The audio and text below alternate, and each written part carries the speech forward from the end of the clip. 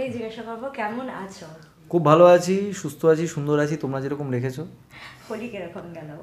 হোলি ভালো গেছে, হোলি সুন্দর আর কেটেছে। তার থেকেও একটা ভালো জিনিস, সেটা হচ্ছে বেলাইন রিলিজ করে গেছে, কিরকম লাগছে? খুব ভালো ভালো ভালো কালকে সবাই খুব ভালো বলেছে এবং মানে সবার ভালো লেগেছে সবার কাজ, এবং বেলাইন খুব ভালো সাড়া পাচ্ছে দর্শকের, তো সেটা সব থেকে বড়ো ব্যাপার। এবং আমি আরেকটা জিনিস বলবো যে বেলাইনের সাকসেসটা ইন্ডিপেন্ডেন্ট ছবির সাকসেস, মানে ইন্ডিপেন্ডেন্ট যারা ছবি বানায় বা তৈরি করে তাদের জন্য খুব ভালো, মানে সাকসেসফুল হওয়াটা।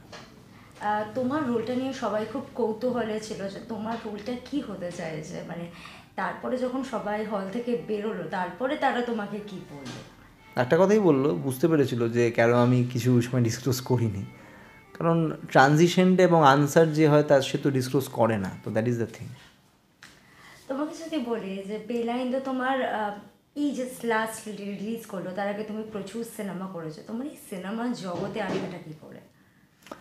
এটা অ্যাক্সিডেন্টাল জায়গা। থিয়েটার ভালোবাসতাম, থিয়েটার থেকে সিরিয়াল, সিরিয়াল থেকে আমি স্বপন শাহর সঙ্গে 2014-তে কাজ করেছি।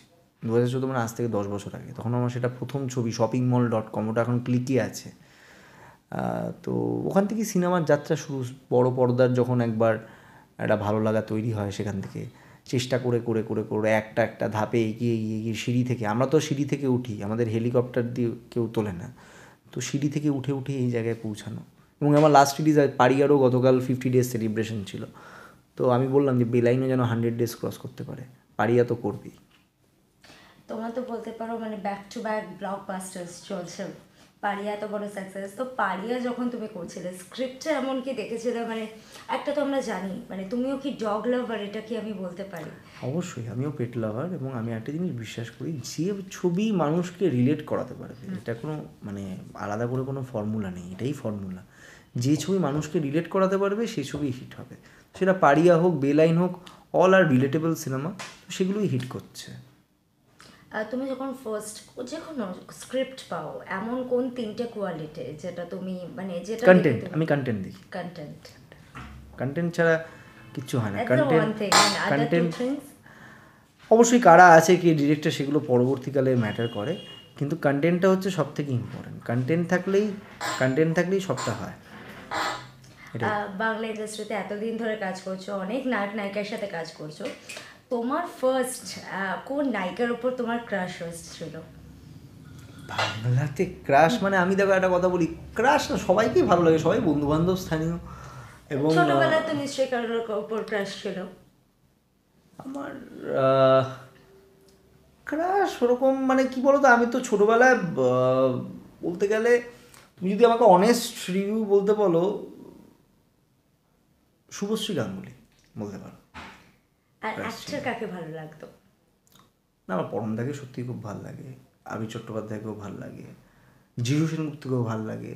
মানে এটা না আমি আলাদা করে কিছু বলতে পারবো না। মানে তুমি যদি অভিনয়, ঋত্বিক চক্রবর্তীকে ভালো লাগে, এখন অনির্বাণ ভট্টাচার্যকে ভালো লাগে, তো প্রত্যেকটাই না মানে এক একজন এক একটা জায়গাতে। তুমি এখন কি পেলে, মারাদোনাকে তুমি বা মেসিকে একসাথে কম্পেয়ার করতে পারবে? এক একজন এক একটা জায়গাতে, তাদের জায়গাতে তারা রাজা, তো সেটা কম্প্যারিজন আসে না। সবাইকেই ভালো লাগার জায়গা আছে, তারা সবাই দিগ্গজ এবং তারা নিজেদের ফিল্ডে এক একজন স্টলওয়ার্স। আর তোমাকে যদি বলা হয় যে তোমার লাইফে তোমার করা তিনটে সিনেমা যেটা তুমি মানে দ্যাট ইজ মানে তোমার মনে হয় যে তুমি সব থেকে বেস্ট পারফরমেন্স দিয়েছো এই তিনটে সিনেমা? না, পারিয়া নিয়ে সবাই বলছে, পারিয়া খুবই ভালো, এবং পারিয়ার সাকসেস নিয়েও সবাই বলছে। পারিয়ার আমার কাজও ভালো লেগেছে, পারিয়াকে আমি অবশ্যই রাখবো, বেলাইনকেও রাখবো। আমার শর্টকাটও খুব ভালো হয়েছিল, যেটা জি5 আছে, টাকিটেস থেকে শুরু করে। আমি যদি বলো এই তিনটাকেই রাখি, আরও অনেকগুলো কাজ আছে, কিন্তু পারিয়া, বেলাইন, শর্টকাটকেই আমি রাখলাম। এরপর একটা চলে আসছি যে ডিরেকশন, মানে এখন তো অনেকেই হয় যে অনেক দিন অভিনয় করার পরে তারা ডিরেকশন, আমি ডিরেকশনে যাবো না, একদম যাবে না, প্রচুর চাপ আছে, যে চাপ না হয়। আর তো নেক্সট তোমার যে মুভিসগুলো আসছে সেগুলোকে যে মানে সেগুলোকে নিয়ে যদি তুমি কিছু বলো।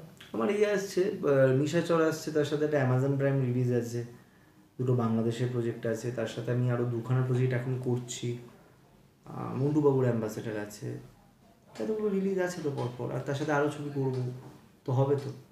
ফার্স্ট টাইম যখন অনস্ক্রিন এসেছিলে, ফার্স্ট টাইম যখন ক্যামেরার সামনে এসেছিলে, তখনকার সেই দিনকার ফিলিংসটা কীরকম ছিল? নার্ভাস ছিলাম, আজকে আর নার্ভাস না। এখন খুব ইউজ টু হয়ে গেছো? হ্যাঁ, ইউজ টু। দেখো, মানুষের অভিজ্ঞতা এবং মানুষের কাজ এবং মানুষের সঙ্গে মানুষের যোগাযোগ, অভিনয় করার দক্ষতা বাড়ে, বয়স বাড়ে। তো বয়সের সাথে সাথে অনেক কিছু ইজিয়ার এবং জায়গাটা তৈরি হয়ে যায়, তো সেটাই তৈরি হচ্ছে। এখনো তোমাকে এমন কোন কটা জিনিস মানে সকালবেলা ঘুম থেকে উঠলে তোমাকে কাজ করার জন্য ইন্সপায়ার করে? ও কাজ করার জন্য ইন্সপায়ার করে সেটা হচ্ছে যে একটা জিনিস বলবো, সেটা হচ্ছে যে আমাদের সকালবেলা উঠে আমি নিজেকে চিন্তা করি যে আমি যেন প্রত্যেক দিন আমার বেস্ট দিতে পারি, আজকের দিনটা যেন শ্রেষ্ঠ হয়, আমি কালকের দিনের থেকে যেন আজকের দিনটা বেটার যায়, আমি যেন বেস্ট দিতে পারি, তাহলেই আমি সাকসেসফুল। আর আমার কোনো কিছু বলার কিছু নেই। আপকামিং যে মুভিজগুলো আসছে সেটা নিয়ে যদি কিছু বলো। নিশাচর একটু অন্যরকম ছবি, মানে it's a thriller base cinema, এবং বাংলা ছবিতে এরকমভাবে আমাকে কেউ এখনও দেখেনি, দ্যাট ইজ অ্যান অ্যাচিভমেন্ট।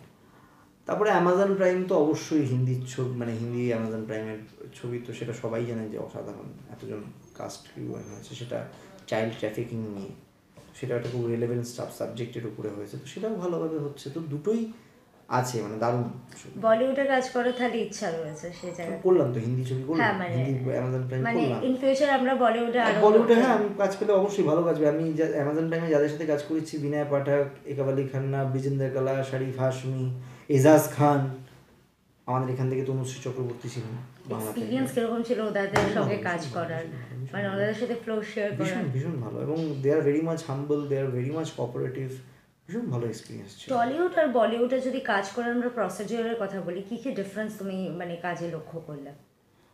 ওখানে খুব প্ল্যান্ড ওয়েজে কাজ হয় বম্বেতে মানুষের সত্যি সময় খুব কম। বাট টলিউড ভালো, টলিউডে আমার একদিকে ভালো লাগে যে আনপ্ল্যান্ড ওয়েতে একটা আন্তরিকতা দিয়ে যে সবটা হয়, ওটা ভালো লাগে। কিন্তু হ্যাঁ বলিউড খুব প্ল্যান্ড ওয়েতে, বেশি আমরা বলি না ওভার প্রফেশনাল।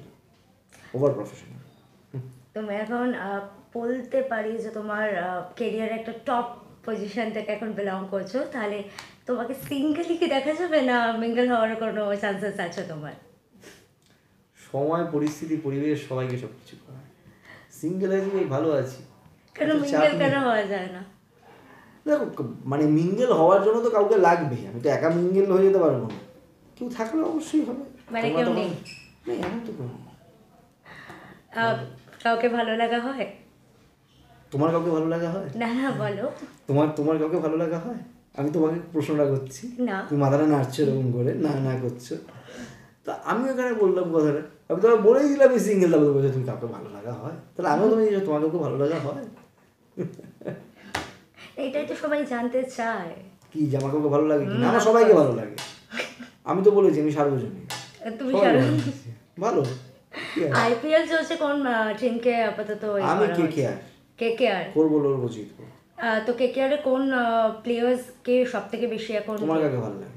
আমার রাসেলকে ভাল লাগে, রিঙ্কুকে ভাল লাগে। আমার একটাই জিনিস বলবো, তোমার কথা টেনে বলবো না, আমি নিজেও আমার জায়গা থেকে বলছি, দুজন যারা প্লেয়ারে তুমি নাম বলে দিয়েছো না, আগামী দিনে ইন্ডিয়ান টিমের ভবিষ্যৎ, এত বড় তোমার কথা বলে দিলাম। মানে এত ভালো খেলে, মানে এবং টেম্পারমেন্ট ধরে রেখে ম্যাচটাকে বের করা, মানে 100 রান দরকার আছে, 100 রান ওরা একা দাঁড়িয়ে খেলে দেবে, ওই ক্যাপাসিটিটা রাখে। দেখতে যাওয়া হয় আইপিএল এখন? হ্যাঁ